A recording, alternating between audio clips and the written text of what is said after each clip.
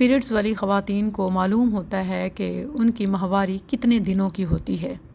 جب محسوس کریں کہ پیریڈز ختم ہو گئے ہیں، سحری کا وقت ہو تو بغیر غسل کیے سحری کھا سکتی ہیں، مگر نماز فجر کا وقت ختم ہونے سے پہلے غسل کر کے نماز پڑھ لیں۔ یہی حکم جنابت، نفاس، احتلام وغیرہ میں سے ہر ایک کا ہے۔ کسی سے فراغت کے بعد غسل واجب ہو اور سحری کا وقت ہو جائے تو بغیر نہائے روزے کی نیت اور سحری کی جا سکتی ہے۔ روزہ بالکل صحیح ہوگا، البتہ نماز فجر سے پہلے غسل لازم ہے اور نماز کا وقت مقرر ہے۔ صحیح البخاری حدیث نمبر 1931 ہے۔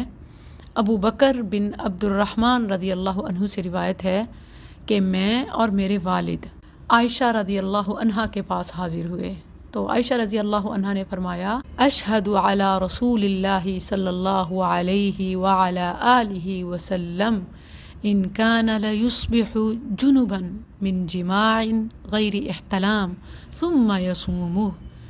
میں گواہی دیتی ہوں رسول اللہ صلی اللہ علیہ وسلم احتلام کے سبب نہیں بلکہ جماع کے سبب سے حالت جنابت میں صبح کرتے اور غسل کیے بغیر روزہ رکھتے۔ یہ آپ صلی اللہ علیہ وسلم کا معاملہ تھا، جیسا کہ عائشہ رضی اللہ عنہا بتاتی ہیں کہ آپ احتلام کے ساتھ نہیں بلکہ زوجہ سے ہم بستری کی وجہ سے جنبی ہوتے اور بغیر غسل کیے سحری کر لیتے اور پھر یقیناً نماز فجر سے پہلے آپ غسل فرما لیتے۔ یہ گواہی ام المؤمنین ام سلمہ رضی اللہ عنہا کے حوالے سے بھی ایک حدیث میں آئی ہے۔ انہوں نے بھی یہی بات کی کہ رسول اللہ صلی اللہ علیہ وسلم جنابت میں سحری کر لیا کرتے اور پھر نماز فجر سے پہلے غسل فرماتے۔ اکثر خواتین اس حوالے سے بہت کنفیوز تھی، بہت سے سوالات آ رہے تھے جس کا جواب دینا ضروری سمجھا۔ واللہ عالم۔